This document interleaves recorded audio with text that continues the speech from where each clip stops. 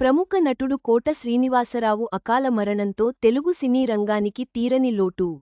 ఆయన మరణ వార్త విని బ్రహ్మానందం బోరున ఏడ్చారు.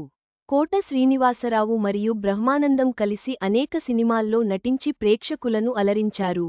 టాలీవుడ్ ఇండస్ట్రీలో తీవ్ర విషాదం చోటుచేసుకున్న విషయానికి తెలిసిందే.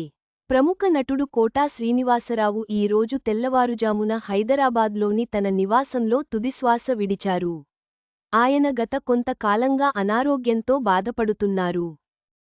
కోట మృతిపై సినీ, రాజకీయ ప్రముఖులు దిగ్భ్రాంతి వ్యక్తం చేస్తున్నారు. ఆయన మరణం గురించి తెలిసిన ప్రముఖ నటీనటులందరూ కోట ఇంటికి చేరుకుంటున్నారు. ఈ క్రమంలో కోట మరణవార్త తెలుసుకున్న బ్రహ్మానందం హుటహుటిన తన నివాసానికి బయలుదేరారు. ఈ నేపథ్యంలో కోట శ్రీనివాసరావు ఇంటికి చేరుకోగానే ఆయన మృతదేహం వద్దకు వెళ్లిన బోరున ఏడ్చారు. ఈ క్రమంలో కోట మృతదేహానికి నటుడు బ్రహ్మానందం నివాళులర్పించారు. ఈ సందర్భంగా తీవ్ర భావోద్వేగానికి లోనయ్యారు. కోట శ్రీనివాసరావు తనకు ఉన్న అనుబంధాన్ని గుర్తు చేసుకుంటూ కన్నీళ్లు పెట్టుకున్నారు. దీంతో పక్కనే ఉన్న నటుడు రాజేంద్ర ప్రసాద్ బ్రహ్మానందాన్ని ఓదార్చారు.